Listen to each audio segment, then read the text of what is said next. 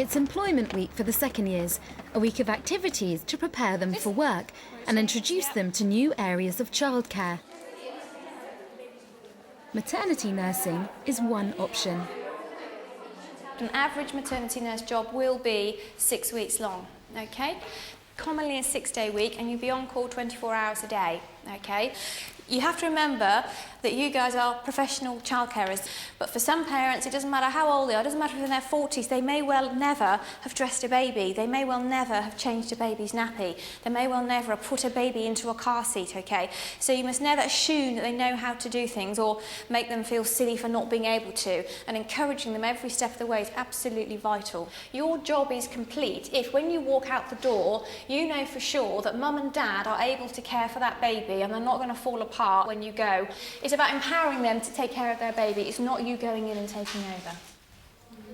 So you might be a night maternity nurse. Sometimes they're called night nannies and sometimes they're called night maternity nurses. But in that instance, what you would do is you would go in usually maybe 8 o'clock, 10 o'clock at night, and then you would leave maybe 6, 8 o'clock in the morning, and you're literally just doing the nights. Sometimes parents will have a night maternity nurse if, let's say they've got twins or triplets, and maybe they can't afford a full-time maternity nurse, or maybe they just want 2 or 3 nights off a week.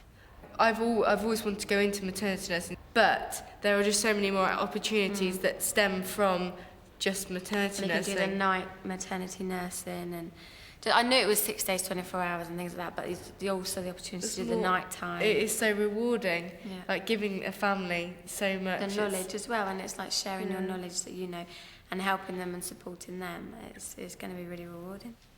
How many of you quite like the idea of looking after multiples? Quite a few of you. Okay, so there's actually a big call for parents of multiples to have help with maternity nurses for very obvious reasons. We've learned lots of different things on what the role of maternity nurse is that we didn't necessarily think about before, and different roles you can do. Like you could be a doula, which is looking mostly after the mum.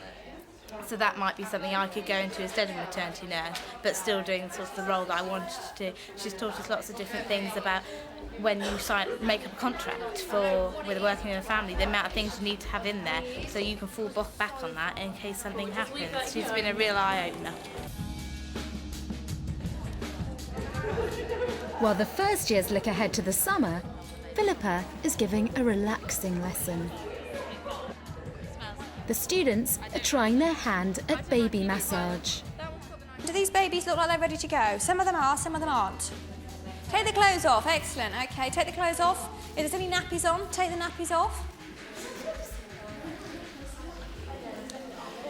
We're going to start off with number 1, and the purpose of this one is to really just gently introduce the baby to the massage, and also to get oil on as much of the front of the body as possible, because obviously you don't want to do anything really until you've got some oil on the body so it's nice and moisturised. You don't want to be rubbing on the baby, okay? Now with a baby, you're generally just going to use your fingertips because of the size of them. If this was an adult, you could use, and as they get bigger, you can use more of your hand, okay? So we're going to start off at the top of the chest area, and then you're going to work down. If you follow the arrows, you're going to work down the outside of the arms. So you're going to work down the outside of the arms, and then you're going to come back up the inside of the arms. Okay. Then you move slowly down the body. Okay.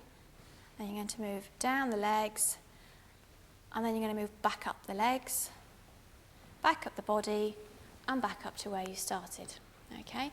I was really surprised how many benefits there are to the baby and to the parent in terms of attachment and socialisation and things like that. And then for the baby, there's all the sort of physical benefits, so it can aid digestion, moisturise the skin. It's a really nice way to bond with the baby, I think, primarily. You always try and remain and keep one hand in contact with your baby, okay? So shoulder to hip, okay? Shoulder to hip, shoulder to hip. Now, the younger the baby that you've got, the lighter the pressure that you will apply, and as they get bigger, then you can apply more pressure. Okay. If the baby was distressed or unhappy, you might need to reconsider it. If the baby was very little, you're supposed to wait till they're 6 weeks, so they've had their 6-week check in case they've got clicky hip. But generally, it's just to see if the baby likes it, and let it be very baby-led, so if the baby doesn't like it, you stop.